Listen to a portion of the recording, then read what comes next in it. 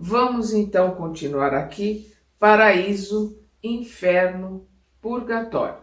Nós estamos na questão 1012. Um lugar circunscrito no universo é designado às penas e gozos dos espíritos conforme seus méritos? Já respondemos a essa questão. As penas e os gozos são inerentes ao grau de perfeição dos espíritos. Cada um tira de si mesmo o princípio de sua própria felicidade ou infelicidade. E como eles estão por toda parte, nenhum lugar circunscrito ou fechado é especialmente designado a um ou a outro. Quanto aos espíritos encarnados, estes são mais ou menos felizes ou infelizes, conforme o mundo que habitam seja mais ou menos adiantado. Quando eles dizem aqui, cada um tira de si mesmo o princípio de sua própria felicidade ou infelicidade. Céu e inferno estão dentro de nós. Nós podemos viver o céu, podemos viver no inferno, encarnados ou desencarnados. É um estado de espírito. E quando André Luiz coloca nos seus livros o umbral, vamos lembrar que o umbral, nós já falamos isso no nosso estudo passado, é o umbral da porta, né? O umbral é você estar nem num lado nem do outro. Não é um estado específico, um lugar específico. É um estado de espírito. Então, a todos aqueles que têm afinidades vão se juntar e vão criar para si uma região. Então, existe um lugar específico do umbral grosso, umbral médio, umbral 1, umbral 2, umbral 3? Não existe. O que existe é essa sintonia, essa energia, essa vibração. Nós vamos ver que o André Luiz comenta no Nosso Lar, que o nosso lar, que aí a gente, por didática, coloca como umbral 3, está sob, né? Está acima dali da região do Rio de Janeiro. Mas nós não estamos falando exatamente de alguma coisa nas nuvens, nós estamos falando de uma psicosfera, de dimensões diferentes. Então, é uma questão de dimensão, é uma questão de a cada um que desencarna vai se juntando com os seus afins e vai construindo a sua ideia, vai construindo a sua, digamos assim, a sua morada, né? Cada um conforme a sua energia, conforme a sua vibração. Na mesma pergunta, o Kardec coloca: de acordo com isso, o inferno e o paraíso não existiriam da forma que o homem os representa? Eles respondem: eles nada mais são do que alegorias, figuras, né? Figuras de linguagem, são alegorias, são metáforas para que a gente possa entender os ensinamentos que estão na Gênese mosaica. Por toda parte há espíritos felizes e infelizes. No entanto, como também já o dissemos, os espíritos da mesma ordem se reúnem por simpatia, mas podem reunir-se onde quiserem, quando são perfeitos. Então, os afins atraem afins, se reúnem por simpatia. Então, nós vamos ver regiões dificílimas como um umbral grosso, né? As trevas, as furnas. E nós vamos ver regiões de trabalho, regiões mais, digamos assim, fáceis de se aprender e de se conviver, como Nosso Lar, Alvorada Nova. Nós vemos lá a Casa de Fabiano, né? Nós vemos que a Casa de Fabiano ali é um lugar abaixo do Nosso Lar. Eles por prêmio vão assistir palestra, vão até o Nosso Lar e voltam, mas já são regiões de trabalho. É por similaridade, é por afinidade que se criam esses grupos de trabalho, né, de assistência, como se criam os grupos, digamos assim, dos nossos irmãozinhos instigantes. Como nós vemos em Libertação, lá a região onde eles estão ali, que eles chamam de justiceiros, né? Onde eles mesmos se denominam como dragões da justiça. Afins atraem afins. Aí nós vamos ver aqui uma colocação do Kardec. A localização absoluta das regiões de penas e recompensas só existe na imaginação do homem. Provém de sua tendência a materializar e circunscrever as coisas cuja essência infinita não lhe é possível compreender. O que se deve entender por purgatório? Dores físicas e morais, o tempo da expiação. Quase sempre é na própria terra que vós mesmos fazeis vosso purgatório e que Deus vos faz expiar todos os vossos erros. Vamos colocar que na Idade Média, né, as religiões dessa época precisavam resolver um dilema. Eles colocavam quem era bom ia para o céu, quem era ruim ia para o inferno. Mas aquele que não era bom o suficiente, e as crianças, para onde eles iriam? E aí criou-se, na Idade Média, o purgatório. Uma região de transição, aonde as pessoas ali ficariam até se melhorar, iriam para o céu, ou se não se melhorasse, iriam para o inferno. Uma coisa absurda, que a colocação da Idade Média, na Idade das Trevas, mas é uma coisa que caminha muito com a maioria das pessoas. É o que ele está colocando, os espíritos estão colocando aqui. O purgatório é o tempo da expiação, é de dores físicas e morais, e nós vivenciamos a expiação, as dores físicas e morais, ou seja, o purgatório na Terra, encarnados. Porque isso quase sempre é na própria Terra que vós mesmos fazei vosso purgatório, e que Deus vos faz expiar todos os vossos erros. E aqui tem uma colocação do Kardec. O que o homem chama de purgatório é realmente uma figura pela qual se deve entender não um local determinado, mas o estado dos espíritos imperfeitos que estão em expiação até alcançar a purificação completa que os elevará ao nível dos espíritos felizes.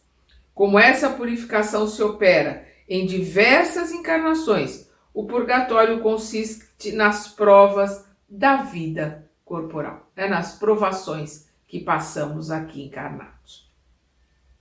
Como se explica que espíritos cuja superioridade se revela por sua linguagem tenham respondido a pessoas tão sérias a respeito do inferno e do purgatório, segundo a ideia vulgar que deles se tem? Como quem dizendo, por que não explicaram isso antes? Por que responderam desse jeito, ouvindo as pessoas falarem de céu, falarem de inferno, falarem de purgatório e não consertaram isso antes? Eles respondem. Eles falam uma linguagem que possa ser compreendida pelas pessoas que os interrogam. Quando essas pessoas estão imbuídas de certas ideias, eles procuram não contrariá-las muito bruscamente, para não ferir suas convicções. Se um espírito dissesse a um muçulmano, sem precauções oratórias, que Maomé não foi um profeta, seria muito mal recebido. Então eles tentam conciliar dentro das ideias, das ideias pré-concebidas, das ideias que nós temos cristalizadas interiormente, eles tentam conciliar as coisas para se fazerem entender dentro da capacidade de cada um. É como ensinar uma criança, O PA é pá, TO é to, se junta dá pato e vai caminhando. Depois lá na frente é que eles vão começar a explicar o que é substantivo, o que é adjetivo, e verbos, e aí as coisas vão caminhando conforme a capacidade de entendimento. Na mesma pergunta o Kardec coloca: compreende-se que possa ser assim por parte de espíritos que querem instruí-los. Mas como se explica que espíritos interrogados a respeito de sua situação tenham respondido que sofriam as torturas do inferno ou do purgatório?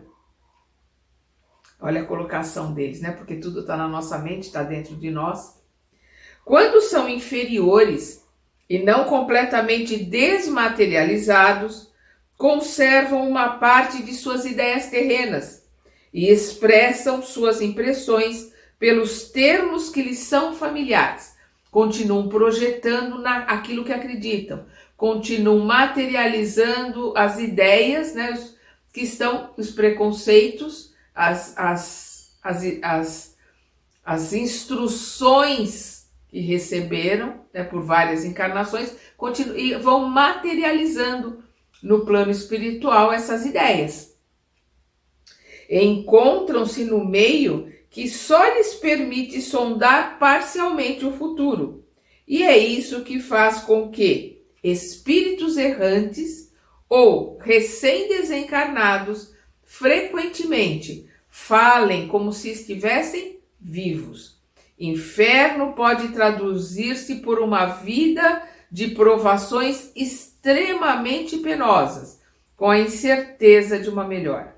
Purgatório, por uma vida também de provações, mas com a consciência de um futuro melhor. Quando sentes uma grande dor, não dizes que sofres como um condenado? São apenas palavras, sempre em sentido figurado. É uma forma de expressão, uma forma de interpretação daquele que está vivendo a situação. Vamos lembrar André Luiz lá no começo do livro Nosso Lar, que para ele estava no inferno. A gente sabe que ele estava num umbral grosso, num umbral mais difícil, mas para ele estava no inferno, porque todo mundo chamava ele de suicida, as unhas começaram a crescer, a barba a crescer, a roupa a ficar rota, ele tinha fome, ele tinha sede, né? Ele urinava, ele defecava pelos lugares, em lugares mal cheirosos, em lugares pútridos, não tinha água limpa para beber, tinha que beber água lamacenta, sentindo sede, tinha que sentir fome porque não tinha o que comer. Então, ali para ele era o inferno. Sim. Mas era uma situação passageira, enquanto ele não verdadeiramente se arrependesse, porque a hora que ele se arrependeu verdadeiramente, a hora que ele pediu ajuda sincera, que ele realmente queria aprender e se modificar, ele pôde enxergar o Clarencio, que sempre esteve por ali querendo ajudá-lo. Ele é que fugia. Ele é que não aceitava essa ajuda. O que se deve entender por alma penada? Uma alma errante e sofredora, incerta de seu futuro e para a qual podeis proporcionar um alívio que ela muitas vezes solicita ao vir comunicar-se convosco. Que alívio é esse? A prece. A prece pelos desencarnados lhe proporciona a eles alívios. Vamos lembrar a questão 664, eu nem vou lê-la, mas é a prece por um sofredor, é a prece por aquele que precisa de ajuda. Então, quando se tem algum tipo de comunicação, se sonha com alguém que está ali muito desesperado, façamos uma oração para essa pessoa, seja ela encarnada ou desencarnada, porque a prece vai auxiliá-la, vai aliviá-la, é um bálsamo que nós recebemos estando encarnados ou desencarnados. Em que sentido se deve entender a palavra céu? Crês que seja um lugar como os campos elíseos dos antigos, onde todos os bons espíritos estão aglomerados sem nenhuma ordem e sem outra preocupação que não seja desfrutar uma felicidade passiva por toda a eternidade? Não. Então o que eles estão colocando a questão? Achando que é um lugar como os gregos colocavam, né, os campos elíseos, né, o lugar de bem-aventuranças, o lugar de felicidade eterna, anjinho tocando harpa o tempo todo, ninguém tem o que fazer. Isso não existe. É o que eles estão colocando aqui. Crês que seja um lugar como os campos elíseos dos antigos? Aí eles colocam não. É o espaço universal, os planetas, as estrelas e todos os mundos superiores, onde os espíritos gozam de todas as suas faculdades, sem as tribulações da vida material, nem as angústias inerentes à inferioridade. Então nós temos o céu, que é o espaço né? O universo, vamos lembrar quando Jesus coloca que na casa do Pai existem muitas moradas, e também no sentido figurado, o céu é a nossa vida espiritual. Quando a gente coloca, né, cumpra-se a tua vontade, assim na terra como no céu, nós não estamos falando que se cumpra a vontade de Deus nesse planetinha ou no universo, não. Nós estamos, que vai se cumprir a vontade de Deus sempre. O que nós estamos nos colocando de uma forma submissa na oração é que cumpra-se a sua vontade na terra, que é a parte material, é a minha parte encarnada, é a minha vida material, e no céu, assim na terra como no céu. O céu é dentro de mim. O céu é a minha parte espiritual, a minha parte mais elevada, o que eu tenho de melhor em mim. Então eu estou fazendo um pacto com Deus, que se cumpra a tua vontade na materialidade, assim na terra, como na espiritualidade, como no céu. Que eu saiba aprender, entender e ser resiliente com a vontade de Deus acontecendo na minha vida espiritual e na minha vida material. É isto que nós estamos colocando ali na oração.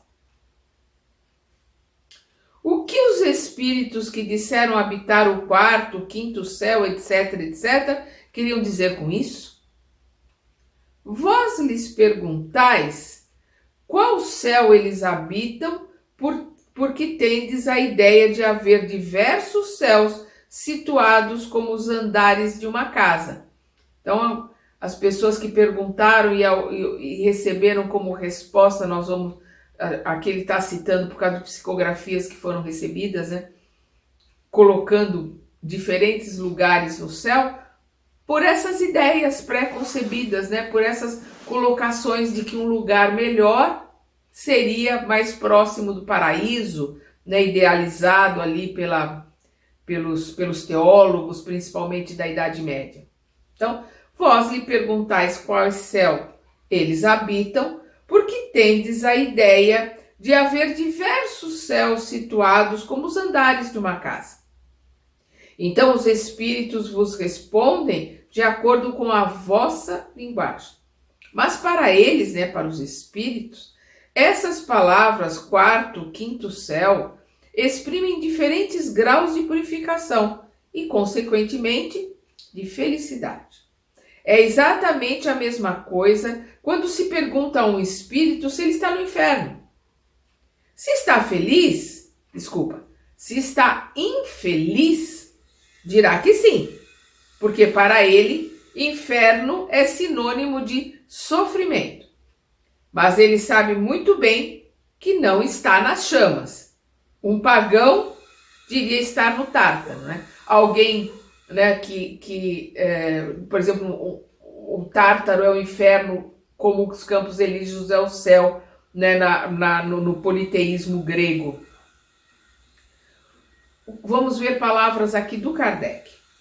O mesmo acontece com outras expressões análogas, né, parecidas, tais como cidade das flores, cidade dos eleitos, primeira, segunda ou terceira esfera, etc., que são apenas alegorias, né, figuras de linguagem, empregadas por alguns espíritos como figuras, ou, algumas vezes, por ignorância da realidade das coisas, mesmo das mais simples noções científicas. Segundo a ideia restrita que outrora se fazia dos lugares das penas e recompensas, e, sobretudo, segundo a opinião de que a Terra era o centro do universo, e que o céu formava uma abóboda, e que havia uma região de estrelas, colocava-se o céu no alto e o inferno embaixo, né? Quando se achava que a Terra era o centro do universo, o céu estava acima e o inferno estava abaixo, nas ideias medievais, que hoje nem precisam ser discutidas, né? Disso resultam as expressões subir ao céu, estar no mais alto dos céus, ser atirado ao inferno. Hoje, quando a gente fala hoje, nós estamos aqui 1856, quando Kardec escreveu, 1857, publicada a primeira edição, 1860, esta segunda edição mais completa, que é a que nós estamos terminando de estudar. Hoje, tendo a ciência demonstrado que a Terra é somente um dos pequenos mundos sem importância especial entre tantos milhões de outros, e tendo traçado a história de sua formação e descrevendo sua constituição, ela provou que o espaço é infinito que não há nem alto nem baixo no universo, e tornou-se necessário renunciar à ideia de colocar o céu acima das nuvens e o inferno nas profundezas. Quanto ao purgatório, nenhum lugar lhe foi designado. Estava reservado ao Espiritismo dar à humanidade a explicação mais racional, mais grandiosa e, ao mesmo tempo, mais consoladora sobre todas essas coisas. Assim, pode-se dizer que trazemos conosco nosso inferno e nosso paraíso. Nosso purgatório encontramos na reencarnação em nossas vidas corporais ou físicas.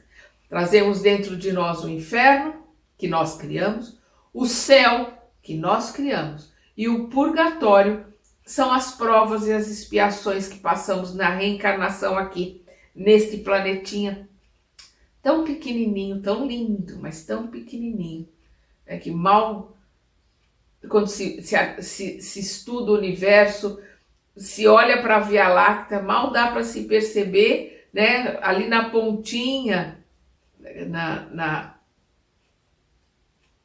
na nossa Via Láctea. É um planetinha que mal dá para se ver de tão pequeno, com um Sol tão pequeno também. Não importa, não é isto que importa. O que importa é a oportunidade que temos da vida, de podermos crescer, melhorar, podermos aprender, de podermos nos transformar, para podermos caminhar para outros orbes mais elevados, mais purificados, para estarmos, dependendo da nossa vontade, do nosso esforço, em planetas felizes. Em que sentido se deve entender as seguintes palavras do Cristo? Abre aspas. Meu reino não é deste mundo? Fecha aspas. Respondendo assim, o Cristo falava em sentido figurado. Queria dizer que só reina sobre os corações puros e desinteressados. Ele está em todo lugar em que o amor ao bem domine. Mas os homens ávidos pelas coisas deste mundo e presos aos bens da terra não estão com ele.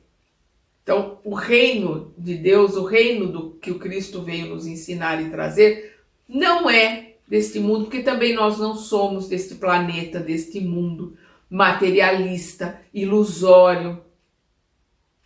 Os nossos sentidos nos enganam. Então, nós temos que entender que nós estamos aqui para aprender e voltarmos para a nossa verdadeira vida, que é no plano espiritual, e continuarmos o nosso aprendizado. O reino do bem jamais poderá acontecer na Terra? Essa é a última pergunta, em alguns livros é a 1018, aqui no meu é 1019, já expliquei no nosso estudo passado o porquê disso, e esta última pergunta é respondida por São Luís e ela é maravilhosa para lermos e relermos. O reino do bem jamais poderá acontecer na Terra? Ele responde, o bem reinará na Terra quando, entre os espíritos que vierem habitá-la, os bons prevalecerem sobre os maus. Não é quando de idade, é um quando de elevação, é um quando de psicológico, é quando a maioria daqueles que estiverem na Terra, entre encarnados e desencarnados, toda a psicosfera que forma a Terra, forem de espíritos bons, é o que ele está colocando aqui. O bem reinará na Terra quando, entre os espíritos que vierem habitá-la, os bons prevalecerem sobre os maus. Então farão reinar o amor e a justiça, fonte do bem e da felicidade. É pelo progresso moral e pela prática das leis de Deus que o homem atrairá para a terra os bons espíritos e afastará os maus. Mas os maus só a deixarão quando o homem tiver banido dela o orgulho e o egoísmo. Os maus só deixarão a terra quando nós, por maioria que estivermos aqui entre encarnados e desencarnados, tivermos banido da terra o orgulho e o egoísmo. São Luís continua. A transformação da humanidade foi predita, e vós já tocais o momento que todos os homens que auxiliam o progresso estão tornando cada vez mais próximo. A transformação da humanidade foi predita. Quando que ela foi predita? Vamos lembrar o sermão profético, Mateus 24. Vamos reler lá o sermão profético, porque o que Jesus está colocando ali é exatamente a transformação. O processo de transformação, né, nossa transformação, as nossas modificações e, consequentemente, o processo de transformação, de transição da Terra. Então, a transformação da humanidade foi predita e vós já tocais o momento que todos os homens que auxiliam o progresso estão tornando cada vez mais próximo. Ela se realiza, essa transformação, vamos lembrar o sermão profético, os sinais dos tempos, né? Ela se realizará através da encarnação de espíritos melhores, que constituirão uma nova geração sobre a Terra. Então, espíritos melhores reencarnando na Terra, a nossa transformação para que possamos reencarnar na Terra como espíritos melhores. Então, os espíritos dos maus que a morte ceifa a cada dia e de todos os que tentam deter o ritmo das coisas serão excluídos da terra, pois ficariam deslocados entre homens de bem, cuja felicidade perturbariam. Olha o que ele está colocando aqui. Vai haver uma destruição, vai vir um meteoro, metade do planeta vai desencarnar? Não. Olha a explicação que São Luís está colocando aqui. A gente vê muito bem isso nas colocações que Jesus faz. Que ele está colocando, então, os espíritos dos maus, que a morte ceifa a cada dia estão desencarnando. E aqueles que têm condições, aqueles que têm... existe a possibilidade de se transformarem, de melhorarem, vão reencarnar aqui na Terra. Nós ainda temos muito tempo para começar a regeneração, nós vamos ficar nessa transição por muito tempo. Então, que a morte ceifa a cada dia, e de todos os que tentam deter o ritmo das coisas, aqueles que estão tentando atrapalhar os bons, aqueles que estão tentando atrapalhar o progresso, estão desencarnando e não estão tendo a possibilidade de voltar para a Terra. É isso que ele está colocando aqui. Serão excluídos da Terra, não terão a possibilidade de voltar para a Terra, pois ficariam deslocados entre homens de bem, cuja felicidade perturbaria. Então, quando a quantidade de espíritos na Terra, entre encarnados e desencarnados, a sua quantidade percentual for de bons, ou aqueles que estão se transformando em homens melhores, homens aqui eu falo em humanidade melhor, caminhando para o bem, é quando não será permitido que uma minoria atrapalhe o desenvolvimento, a felicidade, né, o progresso da maioria. É lógico, é justo, e Deus é justo. Misericordioso, vai sempre nos dar a chance de podermos trabalhar para a nossa melhora. Ele é justo e misericordioso. eles irão para mundos novos, esses espíritos perturbadores, esses que não querem se transformar, que não querem se melhorar, conforme vão desencarnando, eles irão para mundos novos, menos adiantados, cumprir missões penosas, onde poderão trabalhar para seu próprio adiantamento e, ao mesmo tempo, para o adiantamento de seus irmãos ainda mais atrasados. Quem leu A Caminho da Luz, quem não leu, leia, é fundamental. Quem leu A Caminho da Luz, nós vimos lá a questão da enxertia aqui na Terra, né, dos exilados da constelação da Estrela de Capela, que vieram para cá.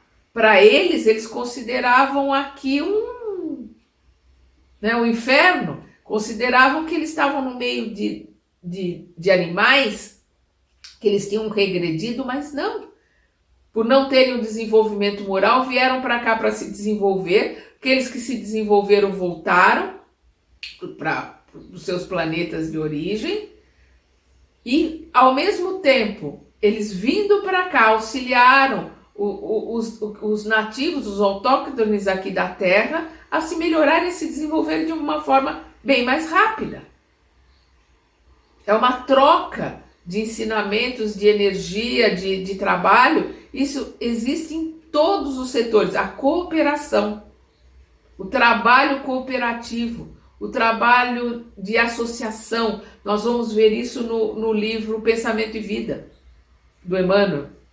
Então vamos voltar aqui. Eles irão para mundos novos, menos adiantados, cumprir missões penosas, onde poderão trabalhar para seu próprio adiantamento e, ao mesmo tempo, para o adiantamento de seus irmãos ainda mais atrasados. Não vedes nessa exclusão da terra transformada a sublime figura do paraíso perdido? Quer dizer, a sublime alegoria, aquela metáfora do paraíso perdido que a gente vê no Gênesis mosaico, né? Que a gente o sentimento de que deixaram o paraíso, que o Emmanuel nos coloca no começo do A Caminho da Luz, sobre os exilados, que eles sentiram que saíram do paraíso e vieram para o inferno.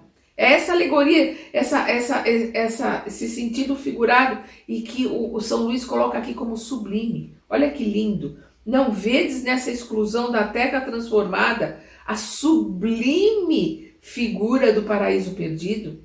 E no homem que veio à terra em condições semelhantes, trazendo consigo o germe de suas paixões, os traços de sua inferioridade primitiva, a figura, a alegoria, a figura não menos sublime do pecado original, trazendo essas ideias, trazendo essas colocações que foram ensinadas através de metáforas, através de um ponto a ser estudado e analisado com uma profundidade muito grande, como é a metáfora do Adão e Eva, a metáfora do paraíso que a gente vê no Gênesis mosaico. Considerado sob esse ponto de vista, o pecado original está ligado à natureza ainda imperfeita do homem, que por essa razão só é responsável por si mesmo e por suas próprias faltas e não pela de seus pais. Nós somos responsáveis pelos nossos erros, nós somos responsáveis pelas nossas faltas e nós vamos trabalhar para a limpeza do terreno que sujamos. E vamos entender, quando a tradução é correta, quando se estuda o Gênesis mosaico, nós vamos ver lá que a colocação é feita que será pago na terceira e quarta geração, ou seja, na reencarnação. Não é como se coloquem até a terceira, como se os filhos fossem pagar pelos pais. Não. Por que pula a segunda? Porque nós não podemos ser filhos de nós mesmos, mas nós podemos ser netos, reencarnar como netos de nós mesmos, reencarnarmos como bisnetos de nós mesmos. Então estaremos pagando na terceira, na quarta geração, voltando, consertando e limpando. Quer dizer, é a explicação ali do princípio da reencarnação. Todos vós, homens de fé e de boa vontade, trabalhai então com zelo e coragem na grande obra de regeneração, pois colhereis 100 vezes mais os grãos que tiverdes semeado. Perdão.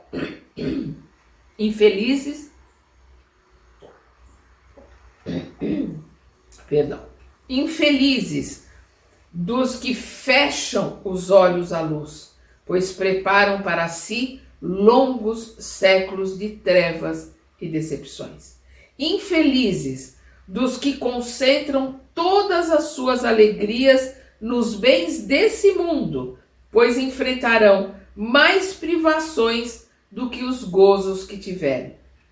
Infelizes, sobretudo, os egoístas, pois não encontrarão ninguém para ajudá-los a carregar o fardo de suas misérias. O que São Luís está colocando? Infelizes os que fecham os olhos à luz. Infelizes aqueles que não conseguem perceber a transitoriedade da reencarnação aqui neste planeta, a transitoriedade da dor e do sofrimento pelos quais passamos aqui, como provas, como lições, como expiação, para que possamos nos melhorar, para que possamos crescer, para que possamos voltar para a casa do Pai pelas nossas próprias pernas. Infelizes daqueles vaidosos, egoístas, prepotentes, orgulhosos aqui neste planeta, porque são incapazes de ver as maravilhas que estão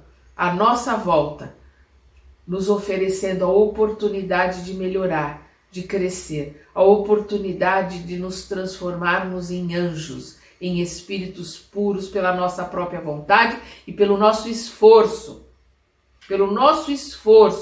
Arregaçando as mangas, a gente cantando, né, aleluias de agradecimento pela oportunidade que temos de nos transformarmos pelo nosso esforço, pela vontade de querer se melhorar. Assim nós encerramos com as palavras de São Luís as perguntas do Livro dos Espíritos. E no nosso próximo estudo, nós veremos as conclusões, né? São 9 conclusões escritas aqui por Kardec e nós veremos a partir do próximo estudo. Até lá!